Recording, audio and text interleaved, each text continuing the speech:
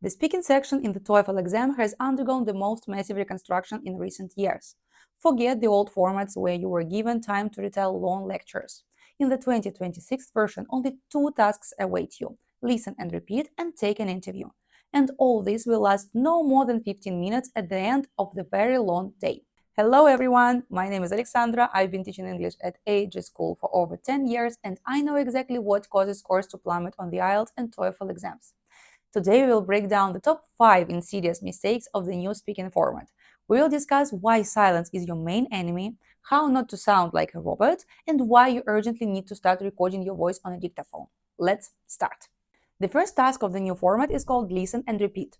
The announcer says a phrase and you must repeat it as accurately as possible. It seems there is nothing complicated, right? But by the sixth phrase, the length of the sentence grows to 15 or 20 words. And here the most difficult part begins. The student listens to a long phrase, remembers only half of the complex construction, their brains turn off, and they are silent. Or they say 2 words and give up. This is a fatal mistake of the exam. What to do in such situations? Remember the main thing. Silence is your worst enemy. Exam doesn't reduce points to 0 if you missed a couple of articles or forgot the end of the phrase, but examinator definitely gives a 0 if the microphone records only silence. Say exactly as much as you remember, even if it's just 3 or 4 keywords. A partial answer is absolutely always more valuable than silence and brings you points. This problem is especially common among Russian-speaking candidates. We are used to speak quite evenly without sharp jumps in intonation, but in English language, speech melody is one of the most important evaluation criteria. Many deliver their answers so monotonously as if they are reading instructions from a microwave. Or even worse, they raise their intonation at the end of affirmative sentences, making each of their phrases sound as if they are not sure of anything and are asking a question. How to fix the situation? Your goal is to sound like you care. Talk to the computer as lively as you would tell an interesting story to a friend over coffee. Lower the intonation at the end of thoughts and highlight the most important keywords with your voice. You are not a robot. Add some lively energy in your speech. The second task, take an interview. 4 pre-recorded questions without preparation await you. The machine allocates strictly 45 seconds for each answer. What usually happens? The student gives a short answer, provides one example, finishes in 20 seconds, and goes silent. In the remaining 25 seconds, the microphone painstakingly records awkward silence. For high scores, this is a disaster. Examiners expect to hear your ability to develop a thought. How to manage time correctly? Speak until the last second. Deliver the main point? Add another example or explain the consequences. Remember the story from personal experience? Tell it. If the time abruptly cuts you off mid-sentence at 45 seconds, don't be frightened. They don't deduct points for this at all, but for 20 seconds of silence, they certainly do. The fourth mistake is falling into 2 dangerous extremes when formulating thoughts. The first extreme, you speak at A2 level sentences. I like sports. I go to the gym. It's good. With such grammar, it's impossible to break the ceiling of high scores, no matter how smoothly you speak.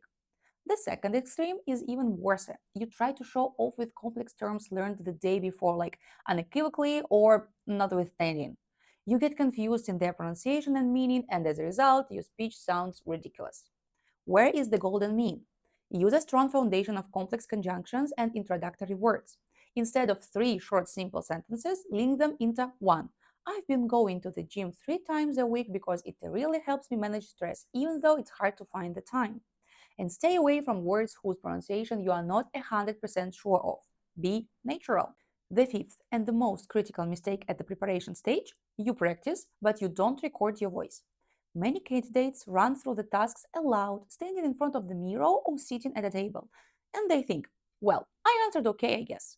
But in reality, there were dozens of super long pauses and swallowed word endings. It's impossible to fix a mistake if you don't hear it. What you need to implement right now. Every practice session must be recorded on your phone's voice recorder. Yes, almost everyone hates listening to their voice on a recording. And yes, you will be upset by the number of your mistakes. Accept it. Make a recording, listen to it, find your weak points, fix clumsy sentences, and re-record the answer. This is the only way real language growth works. Let's name the 5 golden rules of speaking section. If you forgot a long phrase in listen and repeat, say at least what you remember. Just don't stay silent. Enliven tone and intonation. Forget about the robot voice. In the interview, speak for exactly 45 seconds until the timer cuts you off. No pauses. Don't use words if you aren't sure how they are pronounced. Always practice with a voice recorder. For those who are planning to take the TOEFL in the coming months and are looking for qualified help, sign up for a free introductory diagnostics at AG School. We will assess your real speaking level according to the new exam criteria and build an individual preparation plan for a high score. The link is already waiting for you in the description.